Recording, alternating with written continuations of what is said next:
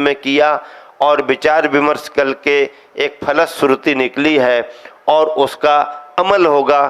थोड़ा सा समय लग सकता है, लेकिन सारी समाज को धैर्य रखना पड़ेगा। कहीं कार्यकर्ताओं पर कोई संदेह करने की जरूरत नहीं है।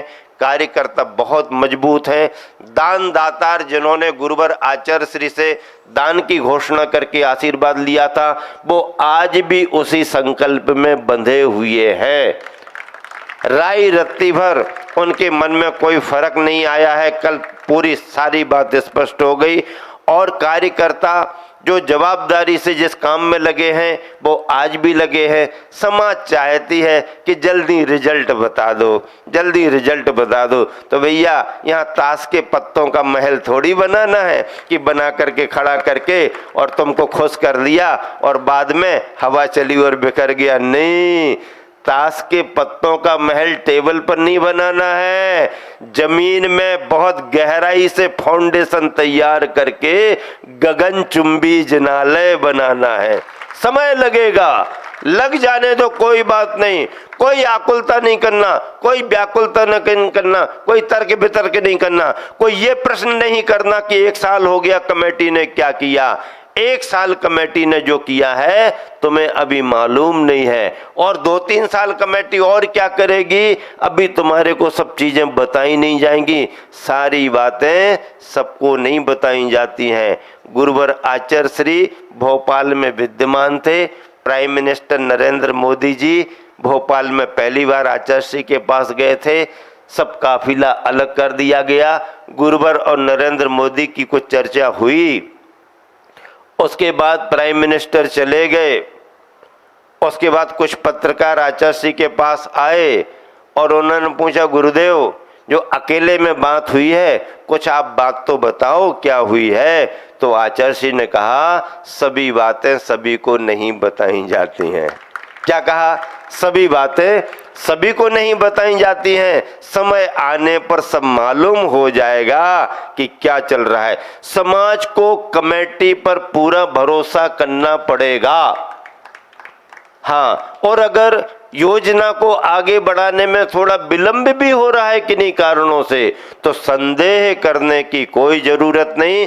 आप तो संदेह मत करो, सहयोग करते रहो, सहयोग करते रहो। आप तो ये पूछो कि भैया बताओ क्या सहयोग करना है, क्या सहयोग करना है। थोड़ा विलंब हो जाए तो हो जाए, लेकिन जो चीज बने वो स्थायी बने, मजबूत बने, हजारों बरस के लिए बने, और फिर किसी प्रकार का तर्क वितर्क ना हो कि ये क्यों कर दिया, वो क्यों नहीं कर दिया।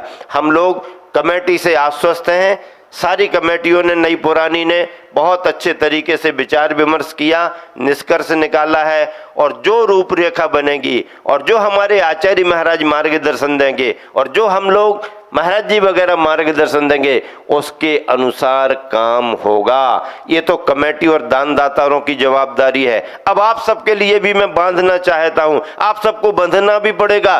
बड़ा दान नहीं दे सकते हैं तो मत दें, छोटा दान आप दे सकते हैं, रोज का दान आप दे सकते हैं। अगर आपने 5 साल के लिए संकल्प ले लिया कि इस मंदिर के निर्माण के लिए, इस मंदिर में आने वाली मूर्तियों के लिए हम 5 साल में दान देंगे, तो छोटे छोटे दान से भी आपकी शुरुआत हो सकती है। सहस्त्रकूट जिनालय बनेगा, उसमें मूर्तियां विराजमान होंगी। मूर्ति की निछावर राशि मान लीजिए 3 लाख रुपया पड़ रही है। 3 लाख रुपया आप तुरंत में नहीं दे सकते हो, साल भर में नहीं दे सकते हो। आप 3 साल, 4 साल, 5 साल का समय ले लो, और प्रतिदिन अगर आपने 167 रुपया निकाल करके रखे, कितने रुपए, कितने रुपए?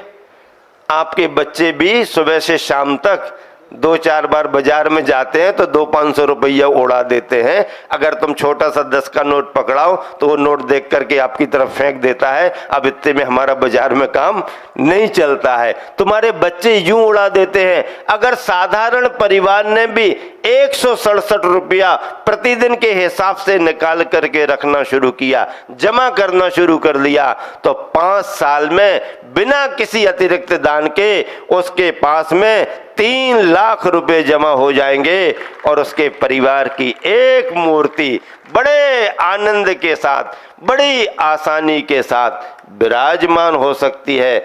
बड़े बड़े दानदातार बड़ा बड़ा काम करेंगे, लेकिन अपने आप को छोटा मानने की किसी को ज़रूरत नहीं है। आपके खर्चे फर्चे देख करके सब अंदाज लगा लेते हैं कि बड़ा कौन है छोटा कौन है। जब खर्चे तुम्हारे घर के बड़े हैं, तुम किसी भी कहो गरीबी रेखा के नीचे, ये रेखा वो रेखा, जितने अमीर हैं वो सब गरीबी रेखा के नीचे आ रहे हैं, और जितने गरीब हैं वो अमीरी रेखा के ऊपर पहुंचते जा रहे हैं। कुछ नहीं है, अपने भाव गरीब और अमीर बनाते हैं।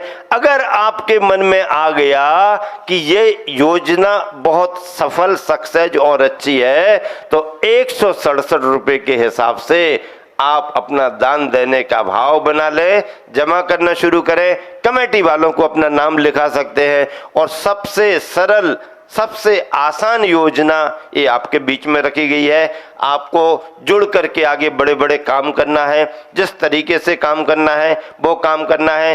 केवल मैं ये कहना चाहता हूँ कि जो संकल्प लिया है उस संकल्प में कोई परिवर्तन होने की गुंजाइश नहीं है, और अब आपको अपनी नज़रों से यहाँ वहाँ देखने की ज़रूरत नहीं है। तांगे में लगने वाले घोड़े को कितनी सारी लगामें लगा दी जाती हैं, अब न यहाँ न वहाँ, सीधा सामने देखता है।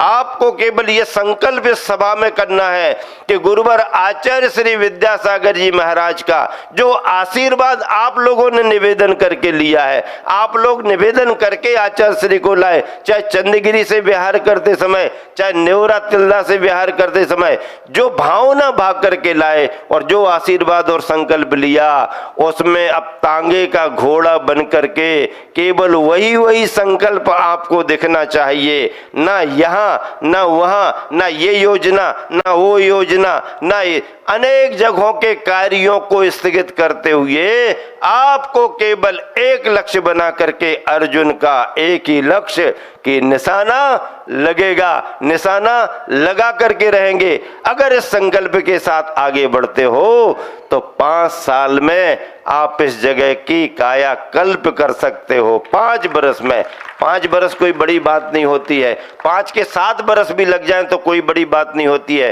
काम बहुत बड़ा है, काम बहुत बड़ी जवाबदारी का है। आसपास में सुविधाएं असुविधाएं भी बहुत सारे विचार होते हैं, इन सबको चर्चा करने की जरूरत नहीं है। लेकिन जहां से भी जैसा रास्ता निकले आप रास्ता निकालें और आगे बढ़े।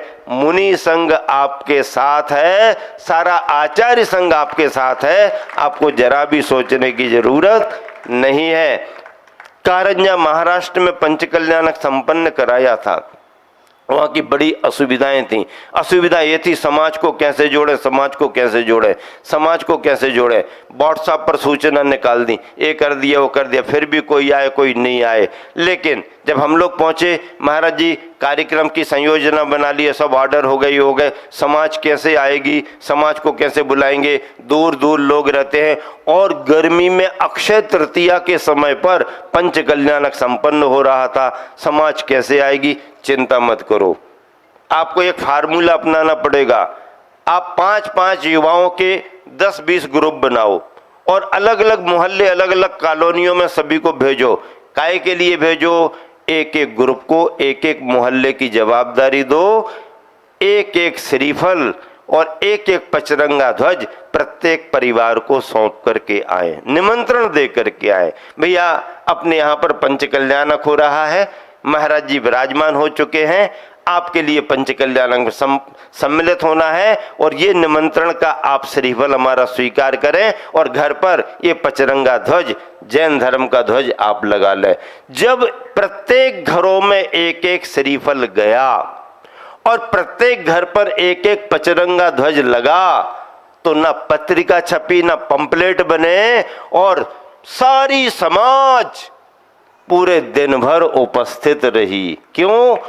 कई लोगों को तो ऐसा लगा, इतने बड़े बड़े लोग, इतने बड़े बड़े घर के बच्चे, जिनके घर हम दरवाजे पर बार बार जाते, भैया ये परेशानी थोड़ा सहयोग कर दो, भैया आप थोड़ा दे दो हम बाद में चुका देंगे।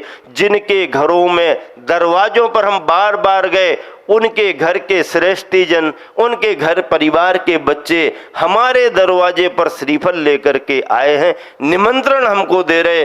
इतनी प्रसन्नता हुई और उन्होंने कहा आज मुझे लगा है कि मैं भी जैनी हूं, क्योंकि आप लोग मुझे निमंत्रण देने आए हो। उन्हें ऐसा लगा कि मैं भी समाज का अंग हूं, मैं भी समाज का महत्वपूर्ण घटक हूं, मेरी भी जरूरत आपको महसूस हो रही है। और बिना किसी फॉर्मेलिटी के 5-6 दिन पंच कल्याणक खूब ठाट बाट से संपन्न हुआ।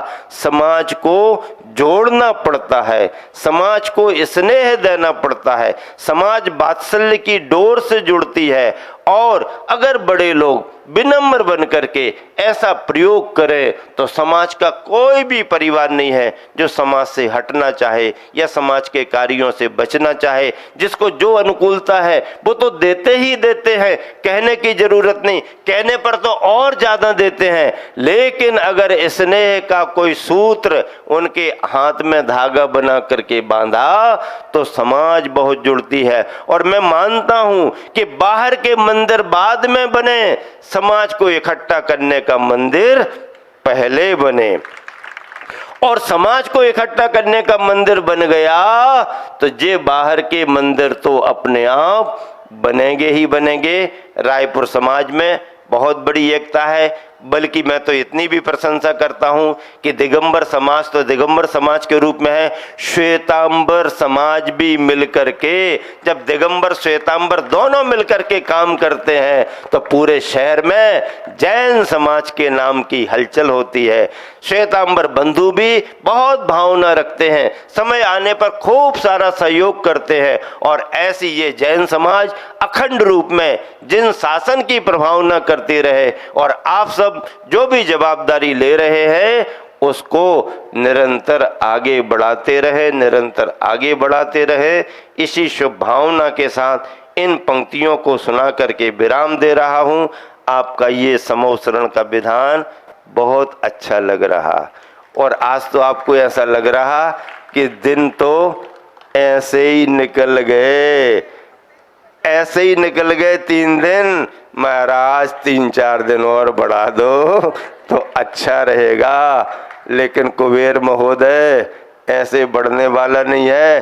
कितने ही रतन लुटाओ, सौधर्मेंद्र कितने ही प्रश्न करे, चक्रवर्ती कितने ही प्रश्न करे, महायज्ञ नायक कितने ही प्रश्न करे, और जो भी है ध्वजारोहण करता आदि आदि सभी पात्र कितने ही प्रश्न क्यों न करे, उनका समाधान मिल सकता है। 2 प्रश्नों का उत्तर देना है।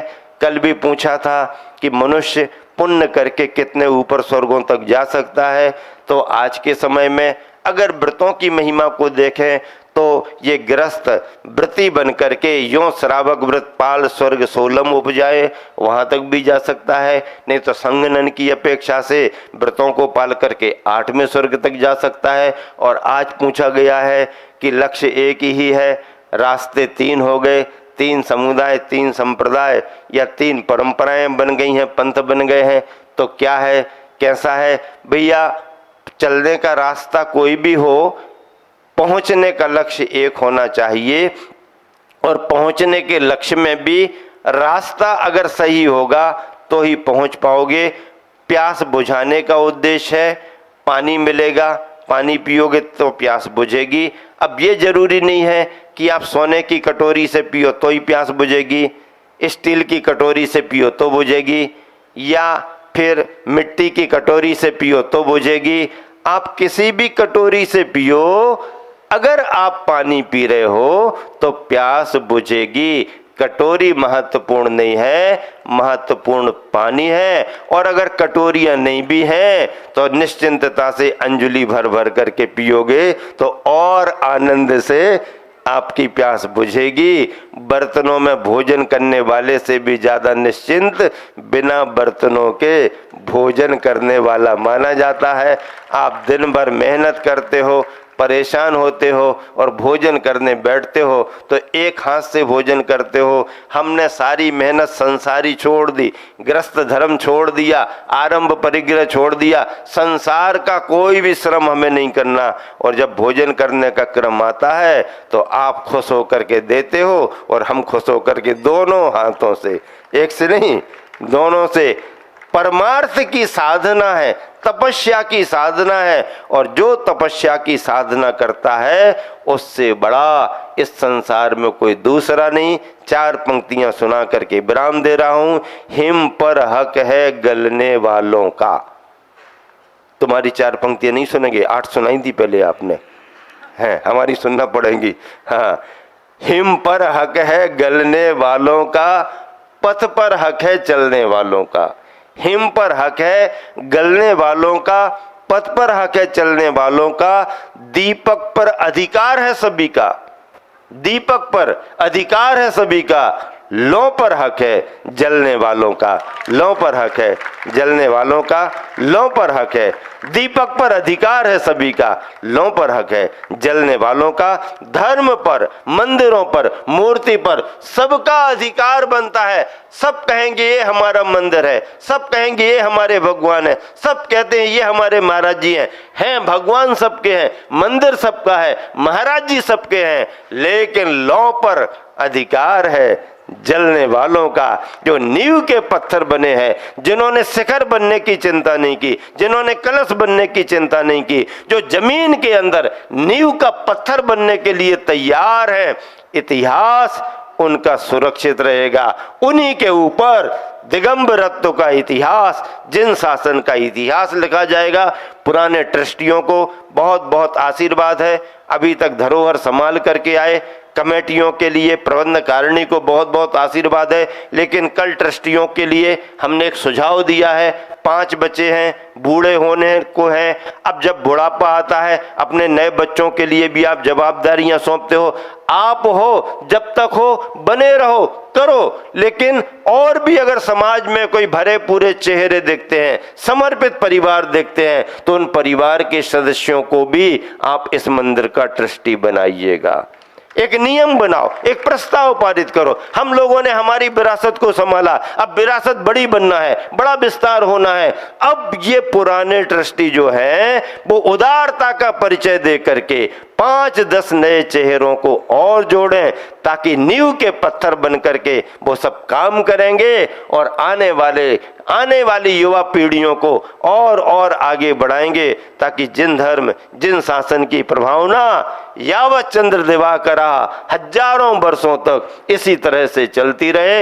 ये कार्य अगर ट्रस्टियों ने किया तो मैं कहता हूं उनके पूर्वजों ने जो पुण्य कमाया था उससे 1000 गुना पुण्य वो और कमाएंगे, क्योंकि उन्होंने अपने कर्तव्य का पालन किया और परिवारों को जोड़ करके इस मंदिर की जवाबदारी सुरक्षा संरक्षा विस्तार के लिए दी है। और कार्यकारिणी के रूप में खूब सारे लोग जुड़े, खूब सारे सेवा करें, और पद पर आकर के ही सेवा की जाती ऐसा नहीं है।